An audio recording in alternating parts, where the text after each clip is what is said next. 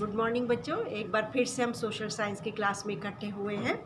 इससे पहले हमने जो क्लास थी उसमें संसाधनों के बारे में पढ़ा था। संसाधन क्या होते हैं, उनके प्रकार पढ़े थे, ये सब पढ़ा था। आज हम पढ़ेंगे संसाधन नियोजन, रिसोर्सेज की प्लानिंग कैसे की जाती है। नियोजन, प्लानिंग करना ना। संसाधनों के विवेकपूर्ण उपयोग के लिए नियोजन एक सर्वमान्य रणनीति, यानी एक जैसे युद्ध के लिए एक नीति बनाई जाती है ना, ऐसे संसाधनों के उपयोग के लिए भी एक नीति बनाई जाती है। इसलिए भारत जैसे देश में जहाँ संसाधनों की उपलब्धता में बहुत अधिक विविधता, यानी बहुत सारे संसाधन पाए जाते हैं, यहाँ यह और भी महत्वपूर्ण हो जाता है। जहाँ इतने संसाधन पाए जाते हैं तो और भी महत्वपूर्ण है कि उनकी प्लानिंग कैसे की जाए कि उसका हम सही तरीके से प्रयोग कर सकें। यहाँ ऐसे प्रदेश भी हैं जहाँ एक तरह के संसाधनों की प्रचुरता है, ऐसे भी प्रदेश हैं जहाँ एक तरीके के संसाधन बहुत मिलते हैं, और दूसरी तरफ संसाधनों की कमी भी है। दूसरे प्रदेशों में उस संसाधन की कमी है। जैसे झारखंड, मध्य प्रदेश, छत्तीसगढ़ आदि ऐसे ज़िले या प्रांत हैं या ऐसे राज्य जहाँ पर खनिज और कोयले के प्रचुर भंडार हैं। झारखंड, छत्तीसगढ़, ये ऐसी जगहें, मध्य प्रदेश, जहाँ पर कोयले और खनिज के बहुत ज़्यादा भंडार मिलते हैं।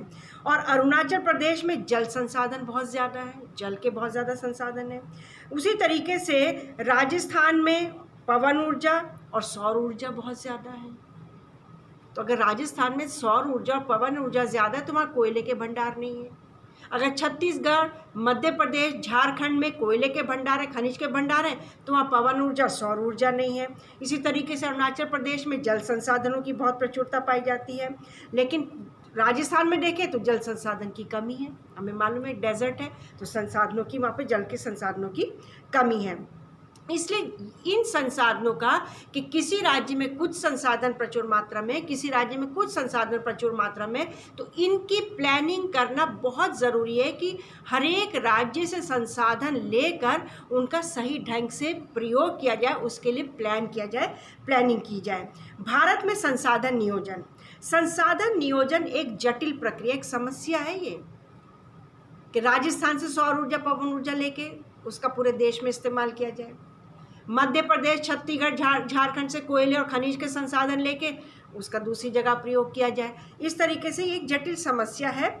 इसके निम्नलिखित सोपान, जैसे पहला, देश के विभिन्न प्रदेशों में संसाधनों की पहचान कर उनकी तालिका बनाना। सबसे पहली बात कि हमें ये पता होना चाहिए कि कौन से राज्य में कौन से संसाधन मिलते हैं, तो उनकी एक तालिका बनाना, और इस कार्य में क्षेत्रीय सर्वेक्षण, सर्वे होगा, मानचित्र बनाया जाएगा, और संसाधनों का गुणात्मक और मात्रात्मक अनुमान लगाना और मापन करना। यानी सबसे पहले तो हमें ये देखना पड़ेगा कि किस राज्य में कौन से संसाधन हैं, उसकी एक लिस्ट बनाई जाएगी, फिर उस राज्य का मैप बनाया जाएगा, इस तरीके से देखा जाएगा। ये हमें सब देखना होगा, पहली बात।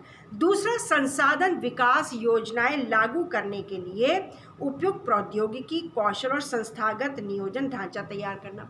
अब पहले तो हम ये देखेंगे कि कौन कौन से संसाधन किस राज्य में पाए जाते हैं, उनकी लिस्ट बनाई जाएगी, फिर उस राज्य का मानचित्र बनाया जाएगा, ढूंढा जाएगा, सब उस तरीके से किया जाएगा। दूसरी, जब हम ये सब कर लेंगे, पहला जो स्टेप है, तो जब दूसरे स्टेप में हम आएंगे तो इन योजनाओं को लागू करने के लिए हमारे पास प्रौद्योगिकी भी तो होनी चाहिए, रिसर्च सेंटर भी तो होने चाहिए, तभी तो हम इन संसाधनों का प्रयोग कर सकेंगे।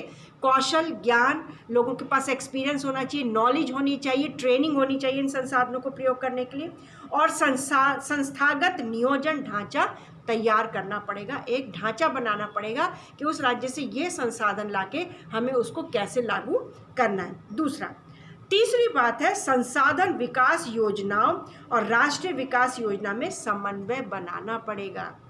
संसाधन इकट्ठे किए और राष्ट्र के विकास के लिए इन दोनों को मिलाना पड़ेगा कि राष्ट्र के विकास में ये कैसे संसाधन प्रयुक्त किए जा सकते हैं, उपयोग किए जा सकते हैं।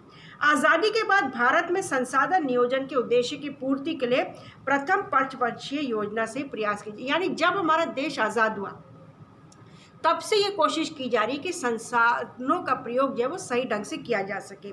हम सबको मालूम है, हम 8th क्लास में पढ़ चुके हैं कि जब ब्रिटिशर्स यहाँ आए थे, यूरोप से, इंग्लैंड से जब लोग यहाँ आए थे, तो वो इन संसाधनों ने उनको अट्रैक्ट किया था। इन संसाधनों की वजह से ही वो इंडिया आए थे बिजनेस के सिलसिले में। उनको पता चल गया था कि इंडिया में बहुत से संसाधन हैं जो कि इंडियंस को ही नहीं मालूम था। और उन संसाधनों का प्रयोग करने के लिए ब्रिटिशर्स यहाँ आए थे, और जब हमारे ऊपर वो अपनी हुकूमत जमा के बैठ गए थे, रूल करने बैठ गए थे। और उन संसाधनों का हम सबको मालूम है, 9th में भी हम पढ़ चुके, वनों का कैसे प्रयोग किया गया है, ये हम सब पढ़ चुके हैं, ठीक है ना। तो इसलिए हमें ध्यान में रखना है कि हमारे देश में संसाधन जो प्रचुर मात्रा में है, उनका उपयोग सही ढंग से होना चाहिए। अब हम पढ़ेंगे कि संसाधनों का संरक्षण। संसाधनों का संरक्षण बहुत ज़रूरी। जब संसाधनों का हम संरक्षण करेंगे तभी तो आगे आने वाली पीढ़ियां भी उसका प्रयोग कर सकेंगी, हम भी अपने फ्यूचर में उसका प्रयोग कर सकेंगे। संसाधन ढूंढ लिए, संसाधनों का उपयोग करना सीख लिया, अब उनका संरक्षण भी ज़रूरी है, उनकी हिफाजत भी ज़रूरी है। अब मान लो जैसे एक संसाधन है जल, उसका संरक्षण ज़रूरी है। अगर उसको हम दुरुपयोग करते रहेंगे, मिसयूज़ करते रहेंगे, तो एक टाइम आएगा कि जल खत्म हो जाएगा। कोयला, खनिज, बहुत से संसाधन हैं ऐसे जो ख़त्म हो जाएंगे और जिनको बनने में, दोबारा बनने में लाखों वर्ष लगेंगे, ये हम पढ़ चुके हैं। और कुछ संसाधन तो ऐसे जो दोबारा होंगे ही नहीं। तो इसलिए इन संसाधनों का संरक्षण बहुत ज़रूरी है। संसाधन किसी भी तरह के विकास में महत्वपूर्ण भूमिका निभाते हैं, परंतु संसाधनों का विवेकहीन उपभोग और अति उपयोग के कारण कई सामाजिक, आर्थिक और पर्यावरणीय समस्याएं पैदा हो जाती हैं। आज के माहौल को हम देख सकते हैं, संसाधनों का दुरुपयोग हुआ है, सृष्टि को बर्बाद कर दिया मनुष्य जाति ने। कैसे वन काट दिए, खेतों को काट दिया, बड़ी बड़ी ऊंची ऊंची बिल्डिंग्स खड़ी कर दी, ग्लोबल वार्मिंग हो गई है, आज सांस लेना मुश्किल हो रहा है। तो अति उपयोग भी इसका नुकसान पैदा करता है, समस्याएं पैदा करता है। इन समस्याओं से बचाव के लिए विभिन्न स्तरों पर संसाधनों का संरक्षण आवश्यक है। भूतकाल से ही संसाधनों का संरक्षण बहुत से नेता और चिंतकों के लिए चिंता का विषय रहा है। बहुत से नेता, आज़ादी के बाद से नेताओं को चिंता थी कि संसाधनों का संरक्षण करना ज़रूरी है। जैसे गांधी जी ने संसाधनों के संरक्षण पर अपनी चिंता इन शब्दों के द्वारा, गांधी जी के कुछ शब्द मैं बताऊंगी जो बुक में लिखे हैं, कैसे उन्होंने अपनी चिंता बताई। गांधी जी ने कहा, हमारे पास हर व्यक्ति की आवश्यकता पूर्ति के लिए बहुत कुछ है। उनको मालूम था हमारे देश में बहुत संसाधन है। तो गांधी जी ने कहा, हर व्यक्ति की आवश्यकता की पूर्ति करने के लिए हमारे पास बहुत कुछ है, लेकिन किसी के लालच की संतुष्टि के लिए नहीं है। लोगों की आवश्यकताओं के लिए तो बहुत कुछ है, ज़रूरतों को पूरा करने के लिए बहुत कुछ है, लेकिन किसी के लालच को पूरा करने के लिए नहीं है। अर्थात हमारे पास पेट भरने के लिए तो बहुत कुछ है, लेकिन पेटी भरने के लिए नहीं है। पेट भरने के लिए तो है, पर पेटी भरने के लिए नहीं है। ये गांधी जी ने कहा, अपनी चिंता व्यक्त की।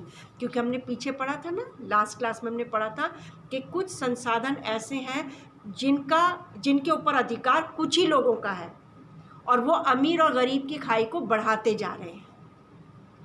तो इस अमीरी और गरीबी की खाई को दूर करने के लिए, ख़त्म करने के लिए इन संसाधनों का उपयोग करना और संसाधनों का सही ढंग से उपयोग करना ज़रूरी है, और इनका संरक्षण करना ज़रूरी है। और गांधी जी ने इसीलिए अपनी चिंता जताई थी कि हमारे पास हर व्यक्ति की आवश्यकता को पूरा करने के लिए सब कुछ है, लेकिन किसी के लालच के लिए नहीं है। पेट भरने के लिए हर संसाधन है, लेकिन किसी की पेटी भरने के लिए हमारे पास कुछ भी नहीं। तो ये कुछ चीज़ें हैं जो संसाधन संरक्षण ज़रूरी है।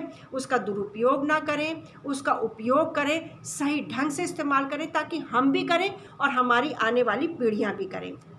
आज की क्लास यहीं तक रखेंगे बेटा। अगली बार हम पढ़ेंगे कि कितने और संसाधन कौन कौन से हमारे देश में पाए जाते हैं। जैसे भू संसाधन, भूमि है, उसका हम उपयोग देखेंगे, उसका भारत में भू उपयोग देखेंगे, फिर भूमि निम्नीकरण देखेंगे कि लैंड कैसे, ज़मीन कट जाती है ना तो उसकी उपजाऊ शक्ति ख़त्म हो जाती है।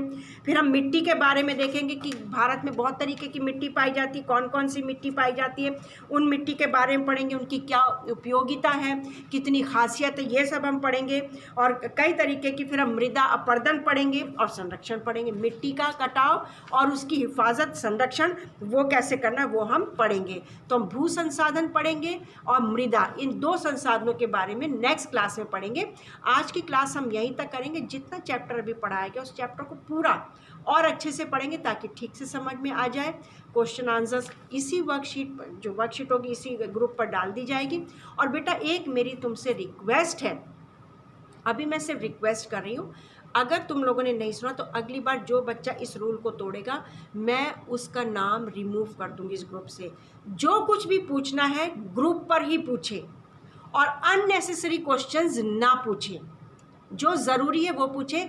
बार बार सीबीएसई के लिए तुम लोग पूछते हो ये वर्कशीट करनी है कि नहीं करनी है। बार बार तुमसे कहा जा रहा है कि जो सब्जेक्ट्स पढ़ाए जा रहे हैं सीबीएसई से वही वर्कशीट करनी है, क्योंकि हमें जो लिंक भेजा जाता है उसमें कई बार ऐसा होता है कि साइंस की वर्कशीट के साथ हिंदी की वर्कशीट होती है, तो दोनों ही आएंगी, लेकिन जब हम हिंदी पढ़े तो हिंदी ही करेंगे ना बेटा, साइंस नहीं करेंगे।